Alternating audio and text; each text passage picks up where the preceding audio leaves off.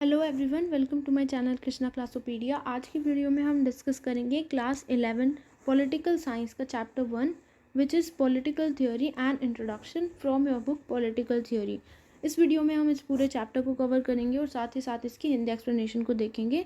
So stay tuned till the end. अब आपके chapter के फर्स्ट पेज पे लिखा है कि एक लड़का बोल रहा है अनदर बुक टू मेमोराइज, कि एक और बुक आ गई जिसको हमको याद रखना पड़ेगा। तो दूसरी लड़की बोल रही है if we will only talk about the things that concern us, काश हम उन्हीं चीज़ों की बातें कर पाते जो हमको कंसर्न करती हैं, जो हमारे लिए मैटर करती हैं। तो उनकी टीचर बोलती हैं कि रुको और देखो, ये क्लास जो है ये अलग होगी। अब वो बोलती हैं कि पेज 8 पर टर्न करो एंड सोक्रेट्स के ऊपर जो बॉक्स दिया है उसको पढ़ो। काफ़ी ज़्यादा सिंपल बुक्स है, कोई भी कॉम्प्लेक्स चीज़ इसमें नहीं है, आप खुद पढ़ सकते हो। इसमें क्या दिया गया है कि सोक्रेट्स जो है उसको वाइजेस्ट मैन बोला गया था, और वो जो है पॉलिटिकल जो हमारे आइडियाज़ हैं और जो इंस्टीट्यूशंस हैं उनको इतना ज़्यादा क्वेश्चन करते थे कि जो एथेंस के रूलर्स थे उन्होंने उनको डेथ का ऑर्डर सुना दिया था। तो उनके जो शिष्य थे प्लेटो, उन्होंने उनके बारे में लिखा था और वो बताते हैं एक इंसिडेंस कि कैसे उन्होंने एक पर्सन को ये मानने के लिए मजबूर कर दिया था रीज़न के थ्रू कि उसका जो आइडिया था जस्टिस के बारे में वो बिल्कुल गलत था। I don't know, but I like the way he reveals the inconsistencies in the views expressed by others. अब ये लड़का बोल रहा है कि मुझे नहीं पता, पर मुझे ये चीज़ अच्छी लगी कि कैसे वो इनकन्सिस्टेंसीज़ को एक पर्सन के व्यूज़ में दिखाते हैं एंड कैसे उनको ये परसुएड कर देते हैं कि उनका जो बिलीफ है वो गलत है। This is really different. Who is Socrates? अब ये लड़की बोल रही है कि ये कितना अलग है, सोक्रेट्स हैं कौन? अब इनकन्सिस्टेंसीज व्यूज़ में क्या होती हैं कि हमारा एक बिलीफ है लेकिन वो आपस में ही लॉजिकल नहीं है, उसके बीच में कुछ फ्लोज होना, ये होता है inconsistencies. Human beings are unique in two respects. अब ह्यूमंस जो है वो बाकी स्पीसीज से दो तरीके से अलग हैं। पहला, दे पोजेस रीज़न, उनके अंदर रीज़न होता है, वो चीज़ों को लॉजिकली देखते हैं ना कि emotionally. The ability to reflect to their on their actions. दूसरा क्या है कि वो जो है अपने एक्शंस पर रिफ्लेक्ट कर सकते हैं, वो देख सकते हैं कि उन्होंने जो भी किया वो सही था या गलत था, या फिर दूसरों ने जो भी एक्शन किया है वो सही है या गलत है। They also have the capacity to use language and communicate with each other. एक और उनकी यूनिकनेस क्या है कि वो लैंग्वेज का यूज़ कर सकते हैं एंड एक दूसरे के साथ कम्युनिकेट कर सकते हैं। Unlike other species they can express their inner most thoughts and desires. अब जो कि दूसरी स्पीशीज़ नहीं कर सकती, ह्यूमंस क्या कर सकते हैं कि वो अपने अंदर जो भी उनके विचार हैं, जो भी उनके डिज़ायर्स हैं, जो भी इच्छाएं हैं, वो उनको लैंग्वेज के थ्रू एक्सप्रेस कर सकते हैं। They can share their ideas and discuss what they consider to be good and desirable. अब वो क्या कर सकते हैं, अपने आइडियाज़ को शेयर कर सकते हैं एक दूसरे के साथ एंड डिस्कस कर सकते हैं कि उनके ओपिनियन में क्या सही है और क्या गलत है। पॉलिटिकल थियोरी, जिसके बारे में हम इस पूरे चैप्टर में पढ़ेंगे, has its roots in the twin aspects of human self. अब ह्यूमन सेल्फ के जो दो एस्पेक्ट्स हैं, रीज़न पोजेस करना एंड कम्युनिकेट करना, यहीं पर पॉलिटिकल थियोरी के रूट्स हैं। It analyses certain basic questions. Political theory क्या करती है, कुछ बेसिक से क्वेश्चंस हैं उनको एनालाइज कर सकती है, जैसे कि कैसे सोसाइटी को ऑर्गेनाइज होना चाहिए, हमको गवर्नमेंट की ज़रूरत क्यों है, what is the best form of government, सबसे अच्छी गवर्नमेंट क्या है, एंड क्या कानून हमारी आज़ादी को लिमिट करता है, उसको कम करता है, what does the state owe to its citizens. अब स्टेट जो है उसकी क्या रिस्पॉन्सिबिलिटीज़ हैं अपने सिटीजन्स के टूवर्ड्स, क्या हमारी एज सिटीजन्स एक दूसरे की तरफ रिस्पॉन्सिबिलिटीज़ हैं। ये सारे क्वेश्चंस हमारे पॉलिटिकल थियोरी जो है वो एक्सेस करती है, एनालाइज करती है। Political theory examines the questions of this kind. अब इस तरीके के जो सारे क्वेश्चंस हैं उनको एग्जामिन करती है, एंटरटेन करती है हमारी political theory, and systematically thinks about the values that inform political life. ये क्या करती है, सिस्टमैटिकली सोचती है उन सारी वैल्यूज़ के बारे में जो कि हमको पॉलिटिकल लाइफ के बारे में इन्फॉर्म कराते हैं, जैसे कि freedom, equality, justice. It explains the meaning and significance of these and other related concepts. अब ये जो हमारे सारे कॉन्सेप्ट्स हैं इनका मीनिंग एक्सप्लेन करती है, साथ ही साथ ये क्यों इम्पोर्टेंट है, क्या इनका सिग्निफिकेंस है, ये एक्सप्लेन करती हैं। It clarifies the existing definitions of this concept. जो भी हमारे पास इन कॉन्सेप्ट्स की डेफिनेशंस हैं उनका मीनिंग क्लैरिफाई कराती हैं by focusing on some major political thinkers of the past and present. जो हमारे मेजर पॉलिटिकल थिंकर्स थे, पास्ट के भी और प्रेजेंट के भी, उनके द्वारा दी गई डेफिनेशंस का यूज़ करके ये हमको इनका मीनिंग क्लैरिफाई कराती हैं. It also examines the extent to which freedom or equality are actually present in the institutions that we participate in everyday life, such as schools, shops, buses, or trains or government offices. अब ये क्या करती है, ये examine करती है कि freedom और इक्वालिटी किस एक्सटेंट तक उन सारे इंस्टीट्यूशंस में प्रेजेंट हैं जिनमें हम डेली पार्टिसिपेट करते हैं. यानी कि क्या उनमें फ्रीडम और इक्वालिटी एक्चुअली में है या फिर सिर्फ ऑन पेपर है. At an advanced level, it looks at whether the existing definitions are adequate and how existing institutions and policy practices must be modified to become more democratic. अब एक advanced level पर ये क्या करती है कि ये देखती है कि क्या ये सारे जो हमारे पास डेफिनेशंस दी गई हैं क्या ये इनफ हैं, क्या हमको कुछ और इसमें ऐड करना चाहिए, क्या इस डेफिनेशंस को और ज़्यादा ब्रॉड होना चाहिए, ये देखती है. साथ ही साथ ये देखती है कि कैसे हमारे जो अब के इंस्टीट्यूशंस हैं, सारी पॉलिसीज़ जो हैं उनको हम कैसे मॉडिफाई कर सकते हैं ताकि वो और ज़्यादा डेमोक्रेटिक हो सकें. The objective of political theory is to train citizens to think rationally about the political questions and assess the political events of our time. अब क्या ऑब्जेक्टिव है पॉलिटिकल थियोरी का? सिटीजन्स को ट्रेन करना ताकि वो रैशनली सोच सके, ताकि वो लॉजिकली सोच सकें पॉलिटिकल क्वेश्चंस के बारे में. साथ ही साथ वो एक्सेस कर सकें जो हमारे टाइम में पॉलिटिकल इवेंट्स हो रही हैं उनको. In this chapter we will examine what is meant by politics and political theory and why should we study it. तो हम इस चैप्टर में क्या देखेंगे कि पॉलिटिक्स क्या है, साथ ही साथ पॉलिटिकल थ्योरी क्या है और हमको इसको क्यों पढ़ना चाहिए. What is politics? People have different ideas about what politics is. अब लोगों के अलग अलग आइडियाज़ होते हैं कि पॉलिटिक्स क्या होती है. किसी इंसान के लिए पॉलिटिक्स कुछ और मीनिंग रखती है और दूसरे इंसान के लिए कुछ और मीनिंग रखती है. पॉलिटिकल लीडर्स के लिए या फिर उन लोगों के लिए जो कि इलेक्शंस में पार्टिसिपेट करते हैं या फिर वो लोग जो कि कोई पॉलिटिकल ऑफिस होल्ड करते हैं, उनके लिए क्या है पॉलिटिक्स? एक पब्लिक सर्विस. यानी कि वो कहते हैं कि वो एक जनता की सेवा कर रहे हैं. Some others associate politics with manipulation and intrigue undertaken to pursue ambitions and satisfy wants. अब कुछ लोग जो हैं वो पॉलिटिक्स को काफ़ी ज़्यादा नेगेटिव पॉइंट ऑफ व्यू से देखते हैं. वो कहते हैं कि पॉलिटिक्स जो है वो मैनिपुलेशन के साथ एसोसिएटेड है. यानी कि लोगों को मैनिपुलेट करना क्या होता है, उनको बहलाना फुसलाना. Okay, a few think of politics as what politicians do. अब कुछ लोग सोचते हैं कि पॉलिटिक्स वही है, जो भी पॉलिटिशियंस कर रहे हैं वही पॉलिटिक्स के अंदर आता है. If they see politicians defecting from parties, making false promises and tall claims, manipulating different sections, pursuing personal or group interests ruthlessly, and in worst cases stooping to crime, they link politics with scams. अब कुछ लोगों के लिए politics वही है जो कि politicians कर रहे हैं. अगर वो देखते हैं कि जो पॉलिटिशियंस हैं वो पार्टीज से डिफेक्ट कर रहे हैं, झूठे वादे कर रहे हैं, बड़े बड़े क्लेम्स रख रहे हैं, साथ ही साथ अलग अलग सेक्शंस को मैनिपुलेट कर रहे हैं, सिर्फ अपने अपने बारे में सोच रहे हैं, अपने जो उनका पर्सनल ग्रुप है, कोई भी रिलीजियस या फिर लिंग्विस्टिक कम्युनिटी या फिर कोई कास्ट कम्युनिटी, उसी के बारे में अगर वो सोच रहे हैं या फिर वो अगर क्राइम कर रहे हैं, तो लोग क्या करते हैं कि पॉलिटिक्स को स्कैम्स के साथ यानी कि धोखाधड़ी के साथ एसोसिएट कर देते हैं. अब ये जो वे ऑफ थिंकिंग है ये इतना ज़्यादा प्रेवलेंट है कि अगर कोई किसी और प्रोफेशन में भी कोई पर्सन क्या करता है, अपने इंटरेस्ट के लिए वो कुछ भी करने को तैयार होता है बिना सोचे समझे कि वो सही है या गलत, तो लोग कहते हैं कि वो पॉलिटिक्स खेल रहा है, दैट ही और she is playing politics. If we see a cricketer manipulating to stay in a team, or a fellow student trying to use his father's position, or a colleague in office mindlessly agreeing with the bosses, we say he or she is playing dirty politics.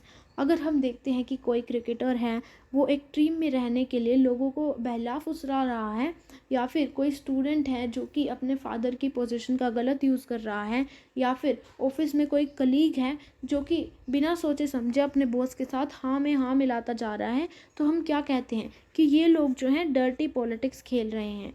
Disillusion by such pursuits of selfishness we despair of politics.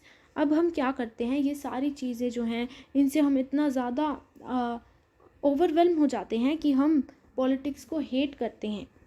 We say I am not interested in politics और I am going to stay away from politics. हम कहते हैं कि हम politics के साथ में कोई इंटरेस्ट नहीं रखते और हम कहते हैं कि हम जो है पॉलिटिक्स से दूर ही रहेंगे। It is not only ordinary people who despair of politics. अब सिर्फ ऑर्डिनरी लोग ही पॉलिटिक्स को इतना हेट नहीं करते। Even businessman and entrepreneurs routinely blame politics for their woes even as they benefit from and fund various political parties। जो हमारे businessman हैं, जो हमारे एंटरप्रेन्योर्स हैं, ये सभी पॉलिटिक्स को ब्लेम करते हैं अपने दुखों के लिए, इवन अगर वो इससे बेनिफिट भी कर रहे हों पॉलिटिक्स से, या फिर इवन अगर वो पॉलिटिकल पार्टीज़ को फंड भी कर रहे हों तब भी वो उसको ब्लेम करते हैं। Cinema stars also complain of politics, though they seem to be adept at the game once they join it। अब जो हमारे सिनेमा स्टार्स होते हैं वो भी पॉलिटिक्स को की कंप्लेन करते हैं कि ये ऐसी है, और जब वो खुद पॉलिटिक्स ज्वाइन कर लेते हैं तो वो काफ़ी अच्छी गेम खेल लेते हैं। वी आर दस confronted with conflicting images of politics. तो हमारे सामने पॉलिटिक्स की ऐसी दो इमेजेस हैं जो कि बिल्कुल ही अलग अलग हैं। कुछ लोग बोल रहे हैं कि पॉलिटिक्स जो है जनता की सेवा है, और कुछ लोग पॉलिटिक्स को इतना ज़्यादा हेट करते हैं कि वो अपनी सारी मुसीबतों की जड़ ही पॉलिटिक्स को मानते हैं। Is politics an undesirable activity that we should stay away from and get rid of. क्या पॉलिटिक्स एक ऐसी चीज़ है जिसकी हमको बिल्कुल ज़रूरत नहीं है और जिससे हमको दूर रहना चाहिए? Or is it an worthwhile activity which we must engage with in order to make the world a better place? या फिर ये एक ऐसी चीज़ है जिसमें हमको इंगेज होना ही चाहिए ताकि जो वर्ल्ड है वो बेटर बन सके। It is unfortunate that politics has come to be associated with the pursuit of self-interest by any and every method। तो ये बहुत ही दुख की बात है कि पॉलिटिक्स को हम लोग सेल्फ इंटरेस्ट के परसूट की पॉइंट ऑफ व्यू से देख रहे हैं किसी भी तरीके से। We need to realize that politics is an important and integral part of any society। हमको ये रियलाइज़ करने की ज़रूरत है कि पॉलिटिक्स जो है वो एक इम्पॉर्टेंट पार्ट है हमारी सोसाइटी का, इससे हम सोसाइटी को दूर कर ही नहीं सकते। Mahatma Gandhi once observed that politics envelops us like the coils of a snake and there is no other way but to wrestle with it। Mahatma Gandhi ने एक बार ऑब्जर्व किया एंड बोला कि पॉलिटिक्स जो है हमको एक सांप की तरह कोयल करके रखती है, हमारे चारों ओर किसी सांप की तरह वो लपेटे हुए हैं हमको, एंड इससे बचने का कोई भी तरीका नहीं है, बट इससे कॉन्स्टेंटली हमको लड़ते रहना होगा। No society can exist without some form of political organisation and collective decision making. कोई भी सोसाइटी किसी तरीके के पॉलिटिकल ऑर्गेनाइजेशन या कलेक्टिव डिसीजन मेकिंग के बिना एग्जिस्ट नहीं कर सकती। A society that wants to sustain itself needs to take into account the multiple needs and interests of its member। एक ऐसी सोसाइटी जो कि खुद को सस्टेन करना चाहती है उसको क्या करना होगा, अलग अलग लोगों की जो नीड्स हैं, अलग अलग मेंबर्स के जो अलग अलग इंटरेस्ट हैं उनको अकाउंट में लेना ही होगा। A number of social institutions such as family, tribes and economic institutions have emerged to help people fulfill their needs and aspirations। अब काफ़ी ज़्यादा सोशल इंस्टीट्यूशंस जो हैं वो पिक्चर में आए हैं, जैसे कि फैमिली, ट्राइब्स, इकोनॉमिक इंस्टीट्यूशंस। ये क्यों आए हैं? ताकि हमारी जो नीड्स और एस्पिरेशंस हैं वो फुलफ़िल हो सकें। Such institutions help us find ways of living together acknowledging our obligations to each other. अब ये जो इंस्टीट्यूशंस हैं ये हमको क्या हेल्प करते हैं ये फाइंड करने के लिए कि कैसे हम एक दूसरे के साथ रह सकते हैं और अपनी जो जिम्मेदारियां हैं दूसरे लोगों की तरफ उनको भी एक्नॉलेज कर सकते हैं। Among such institutions government play an important part. अब इन इंस्टीट्यूशंस में से गवर्नमेंट जो है वो भी एक इम्पोर्टेंट पार्ट प्ले करती हैं। How governments are formed and how they function is thus in an important focus of politics. तो पॉलिटिक्स का एक इम्पोर्टेंट फोकस क्या रहता है कि कैसे गवर्नमेंट बनती हैं एंड कैसे उनका फंक्शन होता है, कैसे वो अपना काम करती हैं। But politics is not confined to the affairs of government. लेकिन पॉलिटिक्स जो है वो गवर्नमेंट के काम काज जो होते हैं उन तक कन्फाइंड नहीं है, वही इसमें सिर्फ नहीं आते हैं। In fact, what governments do is relevant because it affects the lives of people in many different ways। In fact अगर हम देखें भी कि क्यों गवर्नमेंट का काम इतना इम्पोर्टेंट है तो वो इसीलिए है क्योंकि वो लोगों को अफेक्ट करती है, इसीलिए वो पॉलिटिक्स का अकेला चीज़ नहीं है बल्कि एक पार्ट है पॉलिटिक्स का। We see that governments determine our economic policy and foreign policy and educational policy. अब हम देखते हैं कि गवर्नमेंट्स जो हैं वो हमारी इकोनॉमिक पॉलिसी, फॉरेन पॉलिसी और एजुकेशन पॉलिसी को डिटरमाइन करते हैं। These policies can help to improve the lives of people, but an inefficient or corrupt government can also endanger people's life and security. अब ये सारी पॉलिसीज़ क्या कर सकती हैं, लोगों की ज़िंदगी को बेटर बना सकती हैं, लेकिन अगर गवर्नमेंट जो है वो करप्ट होगी और इनएफिशिएंट होगी तो वो लोगों की ज़िंदगी और उनकी सिक्योरिटी को खतरे में डाल सकती हैं। If the government in power allows any conflicts to become violent, markets close down and schools are shut। अगर गवर्नमेंट जो है वो किसी भी कॉन्फ्लिक्ट को वॉयलेंट बनने की अगर परमिशन दे देती है या उसको अलो करती है, उसको एकदम कर्ब नहीं कर पाती है, तो मार्केट्स बंद हो जाते हैं एंड स्कूल्स बंद हो जाते हैं। दीज डिसरप्ट आवर लाइव्स, हमारी ज़िंदगियों को ये डिसरप्ट कर देती हैं। We can not buy things that we may need urgently, अब हम उन चीज़ों को ख़रीद नहीं पाते जो कि हमको अर्जेंटली जिनकी ज़रूरत होती है। Those who are sick can not reach the hospital, वो लोग जो बीमार होते हैं हॉस्पिटल्स तक नहीं जा पाते।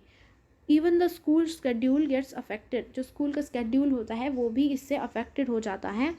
Syllable can not be completed, जो हमारा सिलेबस है वो कंप्लीट टाइम पर नहीं हो पाता और हमको एक्स्ट्रा कोचिंग लेनी पड़ जाती है एग्ज़ाम्स के लिए एंड ट्यूशन फीस भी एक्स्ट्रा पे करनी पड़ जाती है।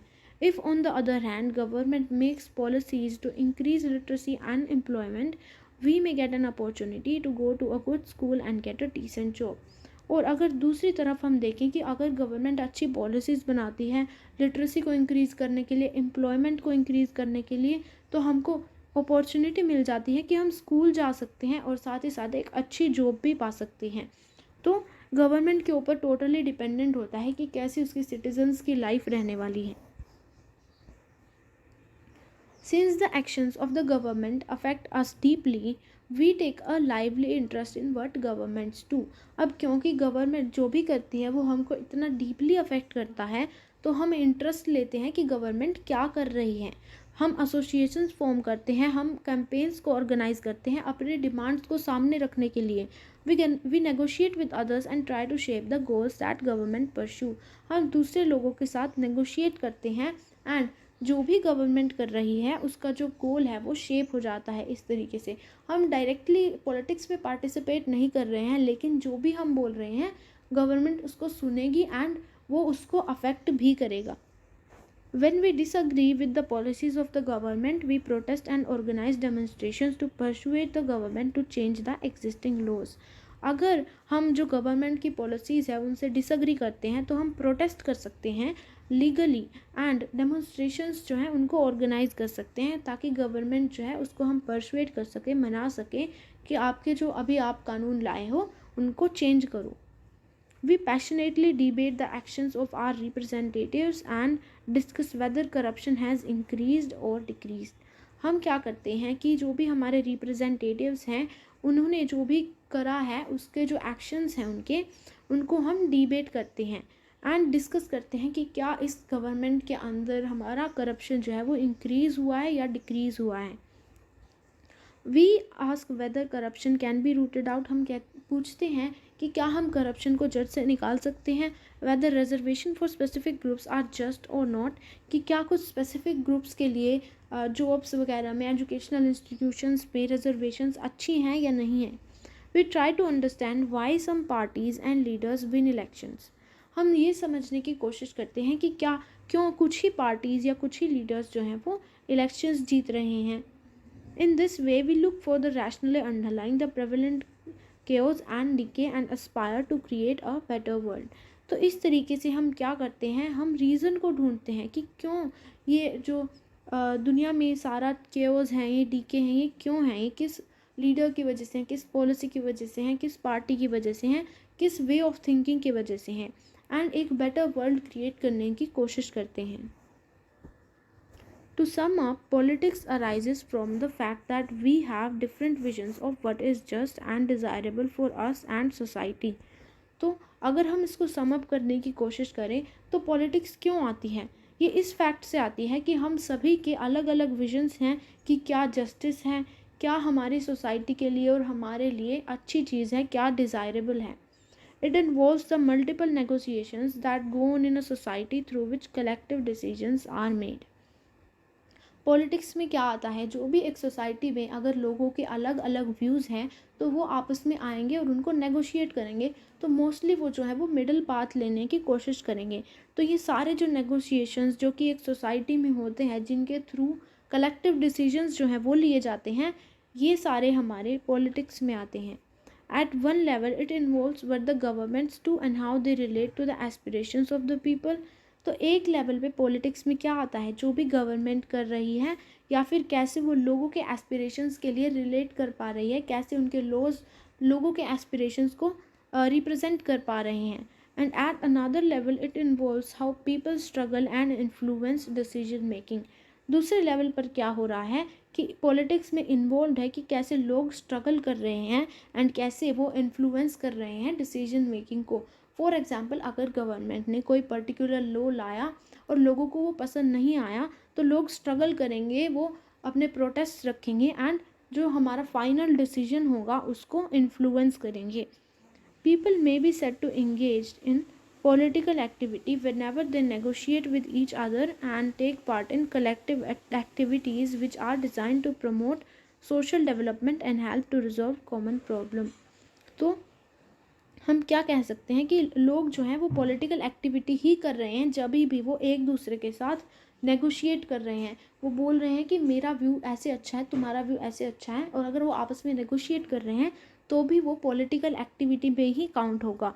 और अगर वो कलेक्टिव एक्टिविटीज़ में पार्टिसिपेट कर रहे हैं जो कि सोशल डेवलपमेंट को प्रमोट करने के लिए है, या फिर जो कॉमन प्रॉब्लम्स लोग फेस कर रहे हैं उनको रिजॉल्व करने के लिए है, तब भी वो पॉलिटिक्स में ही पार्टिसिपेट कर रहे हैं।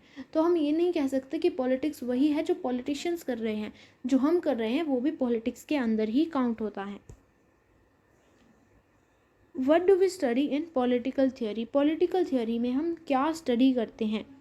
If we look around us what we see would be movement, development and change. अगर हम अपने आसपास देखें तो हमको क्या दिखेगा? मूवमेंट दिखेगा, डेवलपमेंट दिखेगा, चेंज दिखेगा।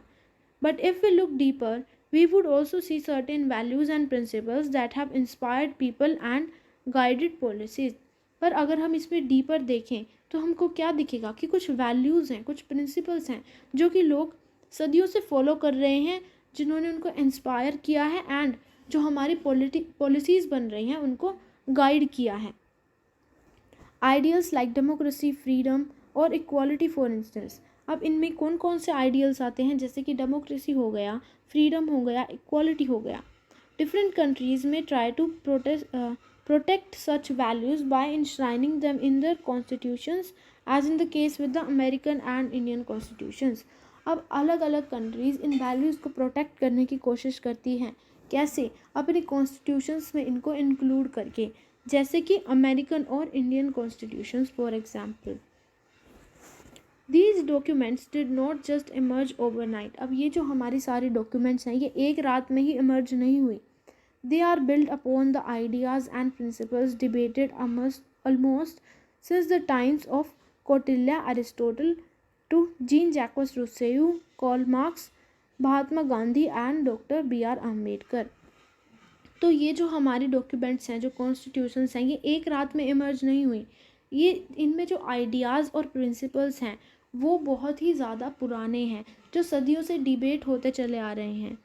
As far back as the 5th century BC। तो ये कहाँ तक जाते हैं? अगर हम पास्ट में जाएं तो 5th century BC से हमको इसको ट्रेसेस देखने को मिल जाते हैं। Plato and Aristotle discussed with their students whether monarchy और डेमोक्रेसी वॉज बेटर। अब प्लेटो और एरिस्टोटल जो थे उन्होंने अपने स्टूडेंट्स के साथ डिस्कस किया कि क्या मोनार्की बेटर है या फिर डेमोक्रेसी बेटर है। In modern times, Rousseau first argued for freedom as a fundamental right of humankind। अब फर्स्ट टाइम मॉडर्न टाइम्स में रोसेयू ने आर्ग्यू किया कि फ्रीडम जो है वो एक फंडामेंटल राइट है ह्यूमंस का। Karl Marx argued for equality as crucial as freedom. Karl Marx ने बोला कि इक्वालिटी जो है वो फ्रीडम जितना ही ज़रूरी है। Closer home, Mahatma Gandhi discuss the meaning of genuine freedom और swaraj in his book Hind Swaraj. Mahatma Gandhi उन्होंने क्या किया कि डिस्कस किया जेन्युइन फ्रीडम यानी कि स्वराज का मतलब अपनी बुक हिंद स्वराज में। Doctor Ambedkar vigorously argued that the scheduled castes must be considered a minority and as such must receive special protection। अब डॉक्टर अंबेडकर ने क्या आर्ग्यू किया कि जो स्केड्यूल कास्ट हैं उनको एक माइनॉरिटी कंसिडर करना चाहिए एंड उनको कुछ स्पेशल प्रोटेक्शन रिसीव होनी चाहिए। These ideas find their place in the Indian constitutions. ये सारे जो आइडियाज़ हैं जो इतने पुराने टाइम से डिबेट करे जा रहे हैं, ये किसी ना किसी तरीके से इंडियन कॉन्स्टिट्यूशन में अपना रास्ता ढूंढते हैं। हमारे प्रियम्बल में क्या इंश्राइन है? Freedom and equality. तो प्रियम्बल हमारा फ्रीडम और इक्वालिटी इंश्राइन कर रहा है। The chapter on rights in the Indian constitution अबॉलिशेस untouchability in any form. अब जो हमारा राइट्स पर चैप्टर है इंडियन कॉन्स्टिट्यूशन में, वो अनटचेबिलिटी को अबॉलिश करता है किसी भी तरीके से। Gandhian principles find a place in the directive principles. अब जो हमारे कॉन्स्टिट्यूशन के डायरेक्टिव प्रिंसिपल्स हैं उसमें हमको गांधीयन प्रिंसिपल्स देखने को मिलते हैं। Political theory deals with the ideas and principles that shape constitutions, governments and social life in a systematic manner. Political theory किसके साथ डील करती है? उन आइडियाज़ के साथ और प्रिंसिपल्स के साथ डील करती है जो कि हमारी कॉन्स्टिट्यूशंस को, गवर्नमेंट्स को, सोशल लाइफ को शेप करती हैं। It clarifies the meaning of concept such as freedom, equality, justice, democracy, secularism and so on. ये जो है बहुत सारे जो कॉन्सेप्ट जो हमारी गवर्नमेंट्स, कॉन्स्टिट्यूशन, सोशल लाइफ इन सभी को शेप करते हैं, उन सारे कॉन्सेप्ट्स के मीनिंग को क्लैरिफाई करती है political theory. It probes on the significance of principles such as the rule of law, separation of power, judicial review etcetera. अब कुछ हमारे प्रिंसिपल्स हैं जैसे कि rule of law, separation of power और जुडिशियल रिव्यू, इनका जो सिग्निफिकेंस है वो हमको बताती है political theory. This is done by examining the arguments advanced by different thinkers in defense of these concepts। ये कैसे एग्जामिन करा जाता है कि क्यों ये इम्पोर्टेंट है या फिर क्यों क्या इनके ड्रॉबैक्स हैं। By the arguments that are put forth by different thinkers, यानी कि अलग अलग थिंकर्स ने, अलग अलग टाइम के अलग अलग थिंकर्स ने इन सारे कॉन्सेप्ट्स के ऊपर अपने जो आर्ग्यूमेंट्स प्लेस किए हैं उनको एग्जामिन करके। दो रोसेउ और मार्क्स और Gandhi did not become politicians. अब ये जो हमारे फेमस पॉलिटिकल थिंकर्स हैं ये खुद पॉलिटिशियंस नहीं बने, लेकिन इनके जो आइडियाज़ हैं इन्होंने जनरेशन्स तक पॉलिटिशियंस की उनको क्या क्या इन्फ्लुएंस किया। अलग अलग जगह पर बहुत सारी जनरेशन्स ऑफ पॉलिटिशियंस को इन्होंने इन्फ्लुएंस करा अपने आइडियाज़ से। There are also contemporary thinkers who draw upon them to defend freedom और डेमोक्रेसी इन आर टाइम। अब हमारे टाइम में भी कुछ कंटेम्परेरी पॉलिटिकल थिंकर्स हैं जो कि इन आइडियाज़ को यूज़ करते हैं फ्रीडम और डेमोक्रेसी को डिफेंड करने में हमारे टाइम में। Besides examining arguments, political theories also reflect upon our current political experiences and point out trends and possibilities for the future. अब जो पुराने आर्ग्यूमेंट्स हैं, ये जो नए आर्ग्यूमेंट्स हमारे आ रहे हैं, उनको छोड़कर भी जो पॉलिटिकल थियोरीज हैं वो क्या करते हैं, हमारे जो करंट पॉलिटिकल एक्सपीरियंस है उसको एग्जामिन करते हैं, उसके ऊपर रिफ्लेक्ट करते हैं एंड जो ट्रेंड्स हैं उनको पॉइंट आउट करते हैं एंड फ्यूचर में जो पॉसिबिलिटीज़ हैं उनको रिफ्लेक्ट करते हैं। But is all this relevant for us now? क्या ये सब कुछ हमारे लिए अभी भी रेलिवेंट है? क्या हमने ऑलरेडी फ्रीडम और डेमोक्रेसी को अचीव नहीं कर लिया है? While India is free and independent, questions regarding freedom and equality have not ceased to crop up। अब जब इंडिया फ्री भी है, इंडिपेंडेंट भी है, तभी भी फ्रीडम और इक्वालिटी को लेकर जो क्वेश्चंस हैं वो आने कम नहीं हुए हैं। ऐसा क्यों है? क्योंकि फ्रीडम, इक्वालिटी, ये जो सारी चीज़ें हैं ये सिर्फ और सिर्फ हमारे पॉलिटिकल स्फेयर की चीज़ें नहीं हैं, हमारी सोशल लाइफ में भी ये इंक्लूडेड होनी चाहिए। अगर हम देखें तो हमारे पास पॉलिटिकल लाइफ में इक्वल राइट्स हैं तो हमारे पास इक्वालिटी है, लेकिन क्या हमारी सोसाइटी में भी इक्वालिटी एग्जिस्ट करती है? क्या इकोनॉमिक स्फीयर में भी इक्वालिटी एग्जिस्ट उतनी ही करती है जितनी वो पॉलिटिकल स्फीयर में करती है? तो अगर हमारे पास पॉलिटिकल राइट्स हों भी तब भी हमारे साथ कभी कभी डिस्क्रिमिनेशन हो सकता है सोसाइटी में, क्योंकि हम एक अलग कास्ट से बिलोंग करते हैं या फिर क्योंकि हम पुअर हैं। तो इवन दो ये सारे राइट्स जो हैं हमको पॉलिटिकली गारंटीड हैं, लेकिन सोसाइटी में कभी कभी हमको अलग पिक्चर देखने को मिलती है। Some people may have a privileged place in the society while others are deprived even of basic necessities। तो कुछ लोगों को हमको देखने को मिलता है कि सोसाइटी में एक बहुत ही प्रिविलेज्ड प्लेस एंजॉय करते हैं, लेकिन कुछ लोग होते हैं जिनके पास अपनी जो बेसिक नेसेसिटीज़ होती हैं उनको फुलफिल करने के लिए भी इनफ रिसोर्सेज नहीं होते। Some are able to achieve whatever goals they set for themselves while many are even unable to go to school so that they can have decent jobs in the future। हम देखते हैं कि कुछ लोग ऐसे होते हैं जो कुछ भी गोल्स अपने लिए सेट करें वो उन्हीं गोल्स को अचीव कर लेते हैं, लेकिन कुछ लोग ऐसे भी होते हैं जो कि स्कूल्स तक नहीं जा पाते ताकि वो जॉब्स भी हैंडल कर सकें। For them freedom is still a distant dream. अब ऐसे लोग जो कि ना स्कूल जा पा रहे हैं ना कि अपनी बेसिक नेसेसिटीज़ को फुलफिल कर पा रहे हैं, उनके लिए फ्रीडम जो है वो एक दूर का सपना ही है। Secondly, though freedom is guaranteed in our constitution, we encounter new interpretations all the time। दूसरी बात क्या है कि फ्रीडम ऑल्दो हमारी कॉन्स्टिट्यूशन में गारंटीड है, लेकिन हर समय हम इसकी नई नई इंटरप्रिटेशन ढूंढ निकालते हैं। It is a bit like playing a game. ये एक गेम खेलने की तरह है। जैसे ही हम चेस या क्रिकेट खेलते हैं तो हम उसके रूल्स को अलग अलग तरीके से इंटरप्रेट कर सकते हैं। In the process we discover new and broader meanings of the game itself. अब जब हम ऐसा कर रहे होते हैं, जब हम रूल्स से नए नए इंटरप्रिटेशंस निकालते हैं, तब हम देखते हैं कि गेम का मीनिंग ही चेंज हो गया। सिमिलरली जो हमारे फंडामेंटल राइट्स हैं जो कि हमारी कॉन्स्टिट्यूशन हमको गारंटी करती है, उनको कॉन्टीन्यूसली क्या करा जा रहा है, अलग अलग तरीके से इंटरप्रेट करा जा रहा है नए सर्कमस्टांसेस के रिस्पॉन्स में। यानी कि जैसे जैसे नए नए सर्कमस्टांसेस हमारे सामने आ रहे हैं वैसे वैसे हम फंडामेंटल राइट्स को भी अलग अलग तरीके से इंटरप्रेट कर रहे हैं। जैसे कि जो राइट टू लाइफ है उसको इंटरप्रेट करा जाता है कोर्ट्स के द्वारा to include the right to livelihood. तो राइट टू लाइफ में राइट टू लाइवलीहुड को भी इंक्लूड करा जाता है कोर्ट्स के द्वारा। ये जो है राइट टू लाइफ की एक नई इंटरप्रिटेशन है। The right to information has been granted through a new law. अब एक नया लॉ पास किया गया है जिसके थ्रू राइट टू इंफॉर्मेशन जो है वो भी ग्रांट करा जा रहा है। Societies frequently encounter new challenges which generate new interpretations. अब सोसाइटीज़ जो है वो हमेशा चेंज होती रहती हैं, तो जैसे जैसे वो चेंज होती है नए नए इनकाउंटर्स आते हैं, नए नए सर्कमस्टांसेस आते हैं जिनकी वजह से हमको नई नई इंटरप्रिटेशंस जो है उनको जनरेट करना पड़ता है।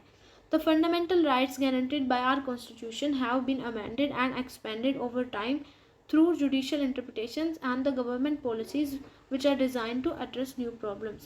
तो जो हमारे फंडामेंटल राइट्स हैं जो कि हमारे कॉन्स्टिट्यूशन हमको गारंटी करती है उनको अमेंड भी करा जा रहा है, साथ ही साथ उनको एक्सपेंड करा जा रहा है और ब्रॉड बनाया जा रहा है जुडिशियल इंटरप्रिटेशंस के थ्रू। यानी कि जैसे जैसे ज्यूरी उसको इंटरप्रेट कर रही है वो और ज़्यादा एक्सपेंड हो रहा है और ज़्यादा ब्रॉड हो रहा है। और जो गवर्नमेंट है जैसे जैसे वो नई नई प्रॉब्लम्स को टैकल कर रही है अपनी नई पॉलिसीज़ के थ्रू, वैसे भी हम क्या कर रहे हैं कि अपनी जो कॉन्स्टिट्यूशन है उसके ब्रॉड मीनिंग्स निकाल रहे हैं। Thirdly, as our world changes we may discover new dimensions of freedom as well as new threats to freedom.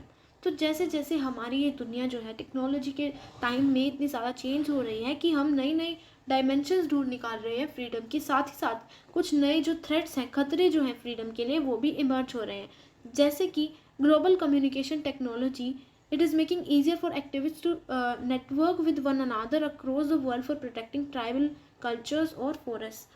अब हम अगर ग्लोबल कम्युनिकेशन टेक्नोलॉजी देखें तो हम किसी भी कोने में अगर वर्ल्ड के कोई पर्सन है उससे बात कर सकते हैं। ये एक्टिविस्ट के लिए ईजी बना रहा है कि वो अपना एक नेटवर्क क्रिएट कर सकते हैं और ट्राइबल कल्चर्स या फिर फॉरेस्ट को वो प्रोटेक्ट करने में हेल्प कर सकते हैं। बट इससे एक और चीज़ हो रही है, क्या हो रही है कि जो टेररिस्ट हैं, जो क्रिमिनल्स हैं, उनका भी एक नेटवर्क बन रहा है। तो हम देख सकते हैं कि नए डायमेंशंस तो आ रहे हैं फ्रीडम की, लेकिन साथ ही साथ नए थ्रेट्स भी इमर्ज हो रहे हैं। Moreover internet commerce is all set to increase in the future. जो इंटरनेट कॉमर्स है, ठीक है, वो भी फ्यूचर में अब इंक्रीज ही होगा। This means that the information we give about ourselves online to buy goods और सर्विसेज मस्ट बी प्रोटेक्टेड। इसका मतलब क्या है कि जब इंटरनेट कॉमर्स जो है वो ग्रो कर रहा है तो हमारी जो इंफॉर्मेशन है जो कि हम ऑनलाइन गुड्स या सर्विसेज खरीदने के लिए दे रहे हैं उसको भी प्रोटेक्ट करना बहुत ही ज़्यादा ज़रूरी बन गया है। So even though netizens the citizens of the internet do not like government control, they recognise that some form of regulation is necessary to safeguard individual security and privacy. तो इवन अगर जो हमारे इंटरनेट के citizens हैं जिनको netizens बोला जाता है वो गवर्नमेंट कंट्रोल को पसंद नहीं करते, लेकिन तब भी वो रिकॉग्नाइज करते हैं कि रेगुलेशन किसी तरीके से रेगुलेशन जो है वो बहुत ही ज़्यादा ज़रूरी है उनके इंडिविजुअल सिक्योरिटी और प्राइवेसी को प्रोटेक्ट करने के लिए। As a result questions are raised regarding how much freedom should be given to people using the net. तो इसका रिजल्ट क्या है कि क्वेश्चंस रेज हो रहे हैं रिगार्डिंग कि कितना फ्रीडम देना चाहिए लोगों को जो कि इंटरनेट यूज़ कर रहे हैं। क्या उनको दूसरे पर्सन की लोकेशन वगैरह को एक्सेस करने का फ्रीडम देना चाहिए या नहीं। Putting political theory to practice. अब पॉलिटिकल थियोरी में हमने क्या क्या देखा कि पहला कुछ आइडियाज़ होते हैं वो कहाँ से आए, उनका क्या मीनिंग है, उनका क्या इंपॉर्टेंस या सिग्निफिकेंस है, एंड कुछ जो मेजर हमारे पॉलिटिकल थियोरिस्ट हैं वो उनके बारे में क्या ओपिनियंस होल्ड करते हैं। ये सारा हमारा पॉलिटिकल थियोरी में आता है। साथ ही साथ जो हमारे प्रेजेंट डे इंस्टीट्यूशंस हैं उनमें किस एक्सटेंट तक फ्रीडम और इक्वालिटी एग्जिस्ट करती है ये भी हमारा पॉलिटिकल थियोरी में आता है। थर्ड और एक एडवांस लेवल पर अगर हम चले जाएं तो हमको पॉलिटिकल थियोरी बताती है कि कैसे जो हमारे प्रेजेंट डे इंस्टीट्यूशंस हैं, डेमोक्रेसी, गवर्नमेंट, इन सब को हम कैसे चेंज कर सकते हैं कि ये और ज़्यादा डेमोक्रेटिक हो जाएं। अब इस टेक्स्ट बुक में हम क्या देखेंगे, जो हमारा प्राइमरी स्टेप है कि कैसे कुछ पॉलिटिकल जो आइडियाज़ हैं वो इमर्ज हुए, क्या उनका मीनिंग है, क्या उनका सिग्निफिकेंस है, ये हम इस टेक्स्ट बुक में कवर करने वाले हैं। क्योंकि जो हमारे फर्दर स्टेप्स हैं वो थोड़े कॉम्प्लिकेटेड हैं और सबसे पहले उनको समझने के लिए हमको इन पॉलिटिकल आइडियाज़ को समझना पड़ेगा।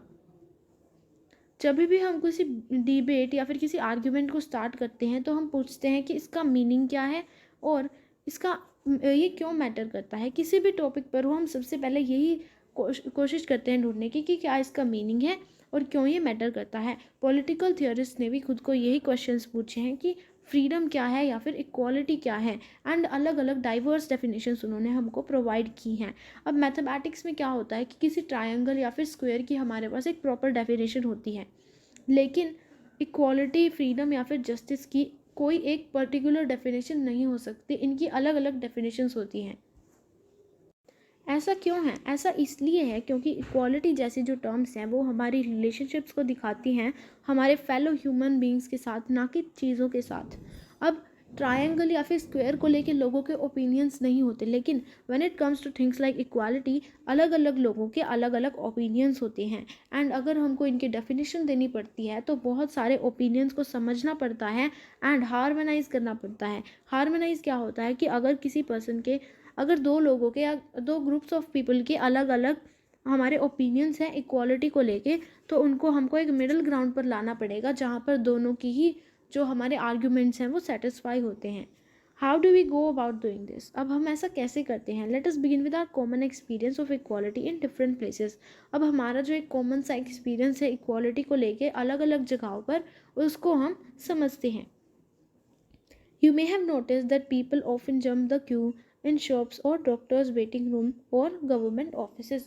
अब आपने देखा होगा कि कई लोग क्या करते हैं, अगर कोई क्यू लग रहा है तो उसको जंप करके वो आगे जाने की कोशिश करते हैं, इन शॉप्स या फिर इन डॉक्टर्स वेटिंग रूम या फिर इन गवर्नमेंट ऑफिसेज। तो अलग अलग जगहों पर लोग क्यू को जंप करके आगे जाने की कोशिश करते हैं, लेकिन कभी कभी क्या होता है कि उनको वापस पीछे जाने के लिए बोल दिया जाता है, तो अब हमको अच्छा फील होता है, वी फील ग्लैड। लेकिन कभी कभी जब वो आगे चले जाते हैं तो हमको चीटेड फील होता है। हमको बुरा इसलिए लगता है क्योंकि हम सभी को इक्वल अपॉर्चुनिटी चाहिए उन गुड्स और सर्विसेज को पाने के लिए जिनके लिए हम पे कर रहे हैं। तो जब हम अपने एक्सपीरियंस की बात करते हैं तो हमें समझ आता है कि इक्वालिटी का मतलब होता है सबके लिए इक्वल अपॉर्चुनिटीज़ होना, लेकिन एट द सेम टाइम अगर हमारे पास सेपरेट काउंटर्स हैं ओल्ड और डिसेबल्ड लोगों के लिए, तो हमको समझ आता है कि शायद ये जो स्पेशल ट्रीटमेंट है ये जस्टिफाइड है, नेसेसरी है, ज़रूरी है, क्योंकि इन लोगों की जो नीड्स हैं वो थोड़ी स्पेशल हैं, इनको फास्ट डिलीवरी चाहिए गुड्स और सर्विसेज की। But we also notice that many poor people cannot go to the shop or a doctor because they have no money to pay for goods and services. लेकिन हम ये भी notice करते हैं कि डेली ऐसे बहुत सारे लोग होते हैं जो कि शॉप्स पर नहीं जा पाते, डॉक्टर्स के पास नहीं जा पाते, क्योंकि उनके पास पे करने के लिए पैसे नहीं होते. Some of these people could be day laborers who are cutting stones or lugging bricks for long hours. इनमें से कुछ लोग जो हैं वो डे लेबरर्स भी हो सकते हैं. अगर हम सेंसिटिव हैं, थोड़े इमोशनल हैं, तो हमको ये फील होता है कि हमारी सोसाइटी में ये बिल्कुल भी फेयर नहीं है कि कुछ लोगों की बेसिक नीड्स तक सेटिस्फाई नहीं हो पा रही हैं. We come to realize that equality must involve some kind of fairness so that people are not unduly exploited and disadvantaged by economic factors. तो हमको ये रियलाइज़ होता है कि इक्वालिटी में किसी तरीके की एक फेयरनेस होनी चाहिए ताकि लोगों का बुरी तरह से एक्सप्लॉयटेशन ना हो, और साथ ही साथ वो लोग जो कि इकोनॉमिक फैक्टर्स से डिसएडवांटेज्ड हैं उनकी थोड़ी स्पेशल प्रोविजंस होने चाहिए.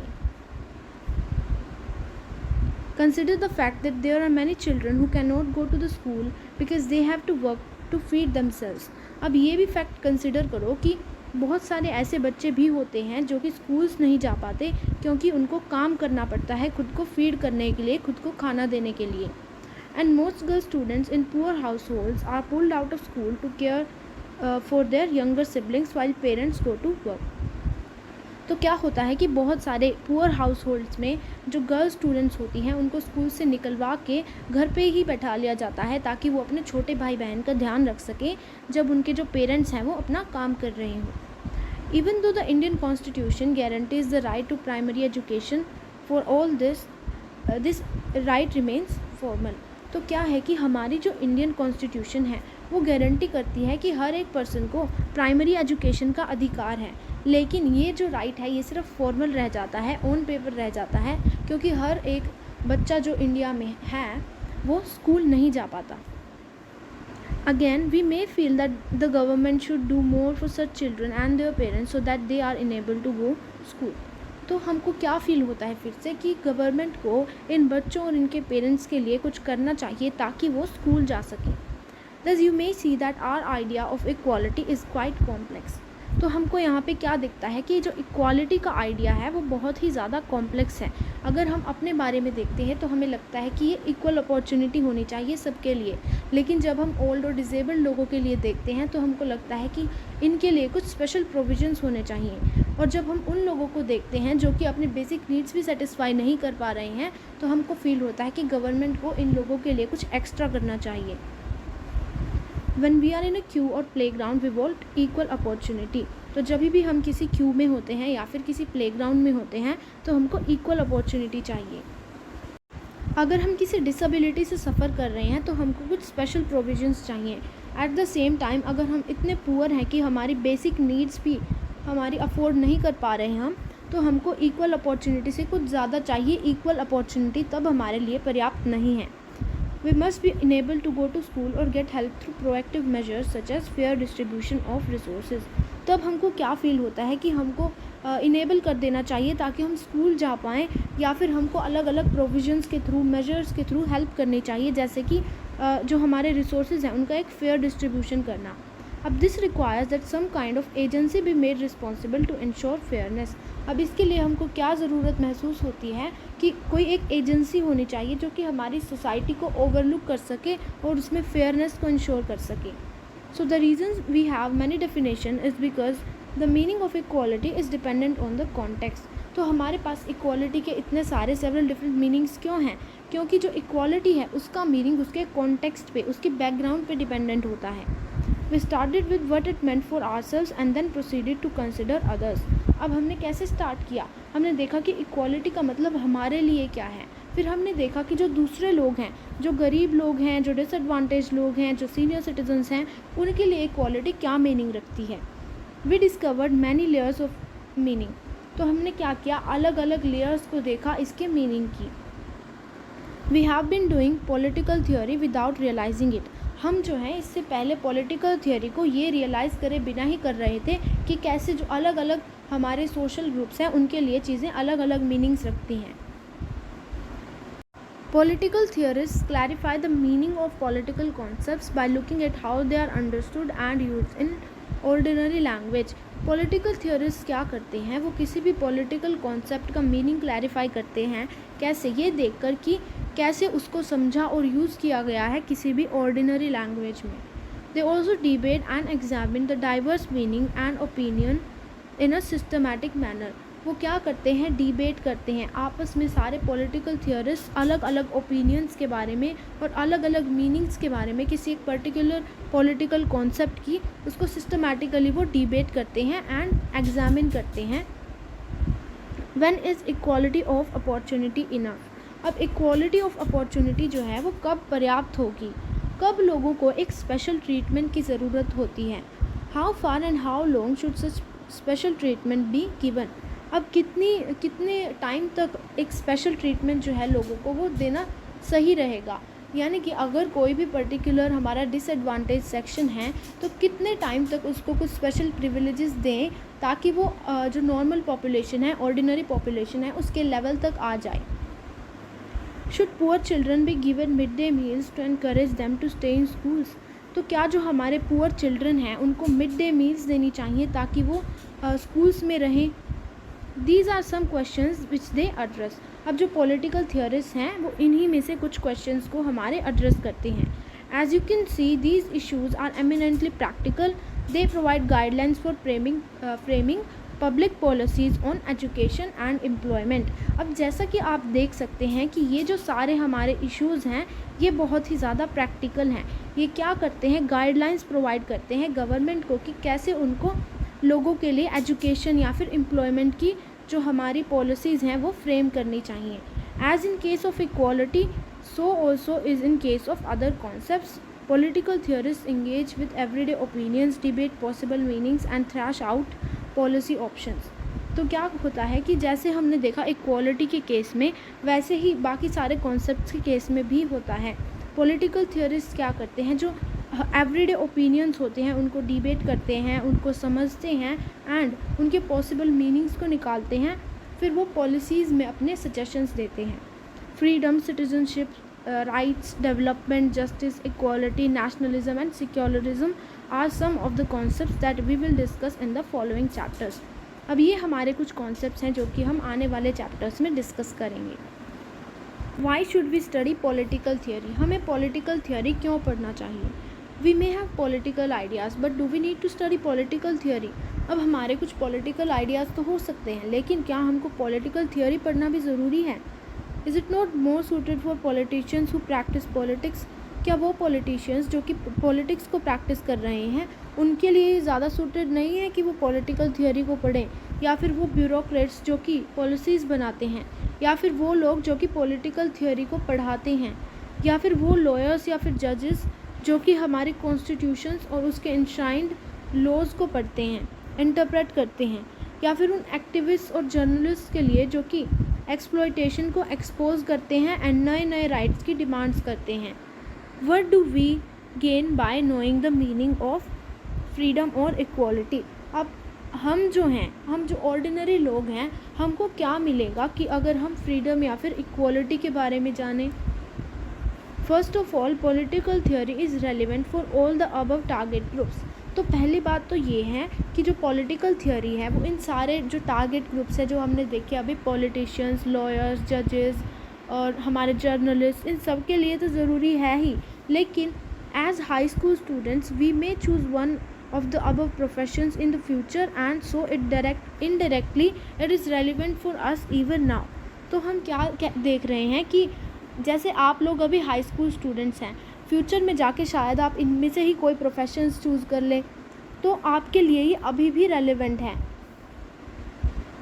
Do we not learn mathematics although not all of us will become mathematicians or engineers? क्या हम मैथमेटिक्स भी नहीं पढ़ते हैं? इनफैक्ट हम में से सारे लोग तो मैथमेटिशियंस या फिर इंजीनियर्स नहीं बनने वाले। तो सभी लोग क्यों मैथमेटिक्स पढ़ते हैं?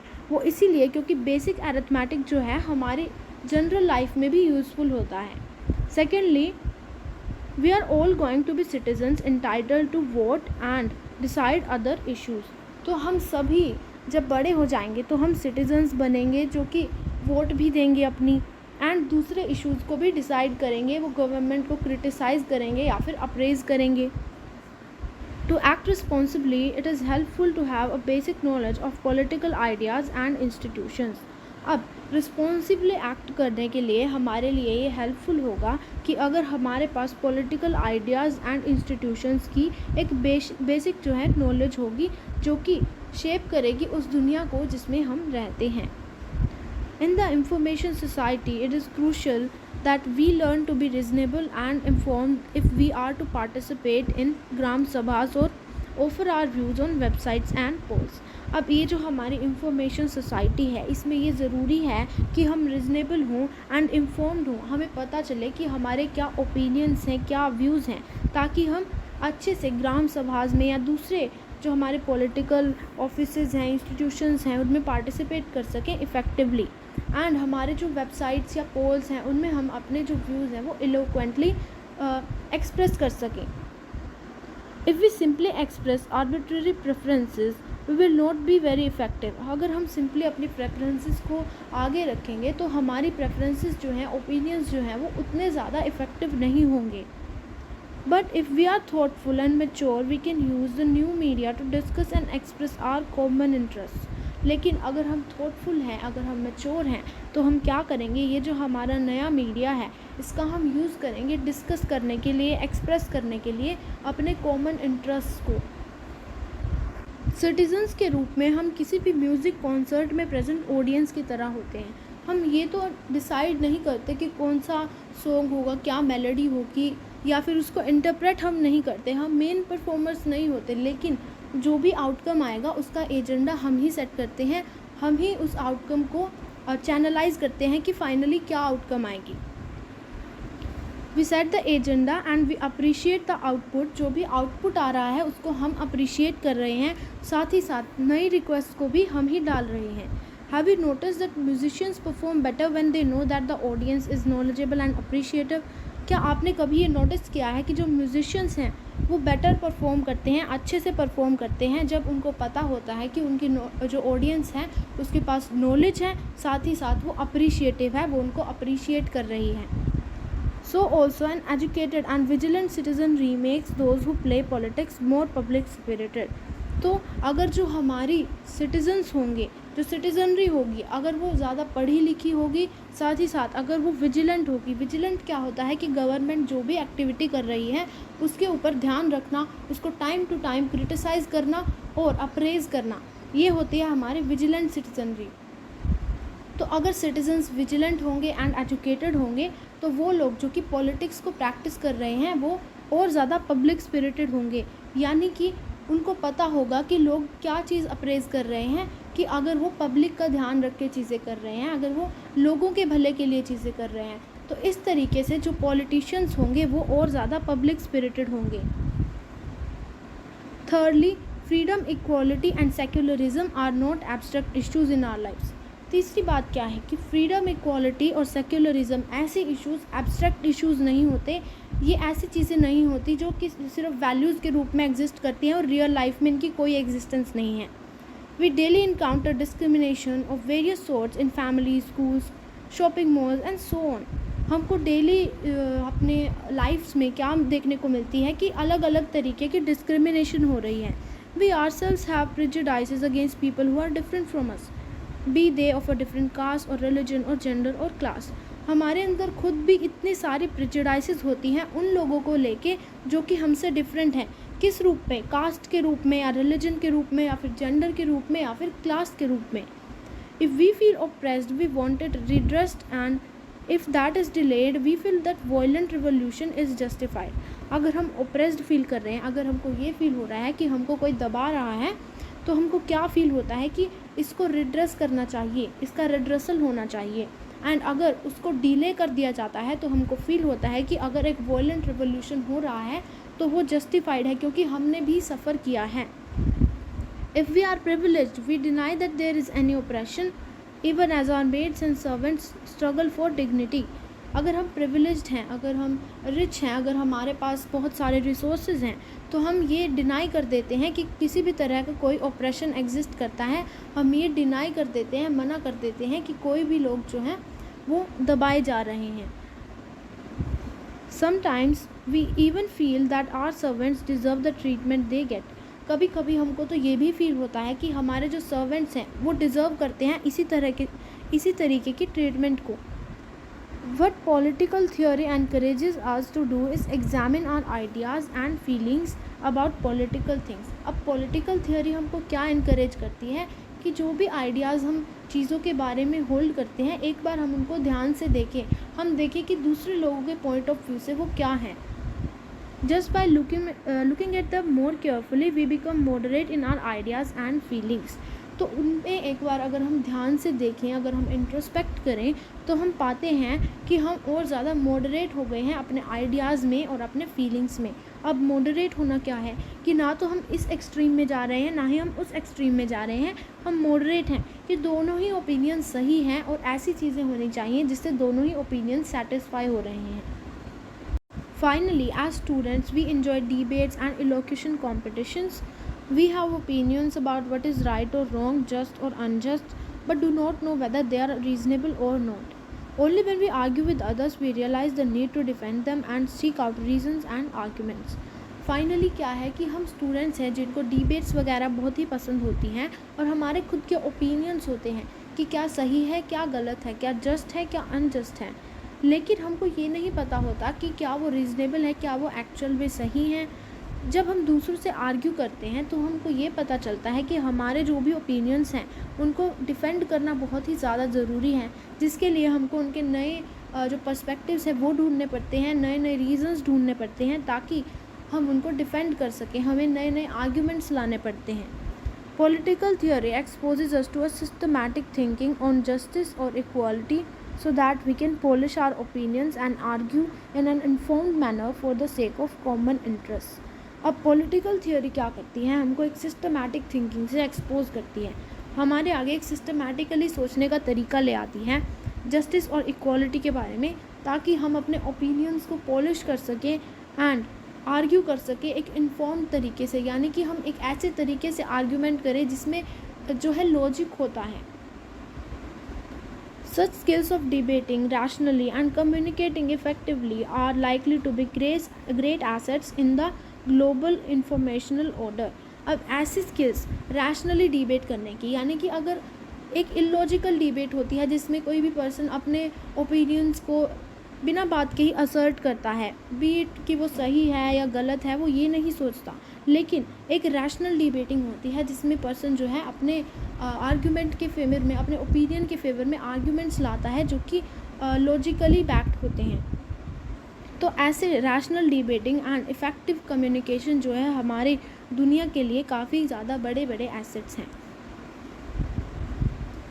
So this was the end of this chapter. I hope you liked the video and understood the chapter very well. Now if this video helped you, then please guys share it with your friends, like the video and subscribe to my channel Krishna Classopedia.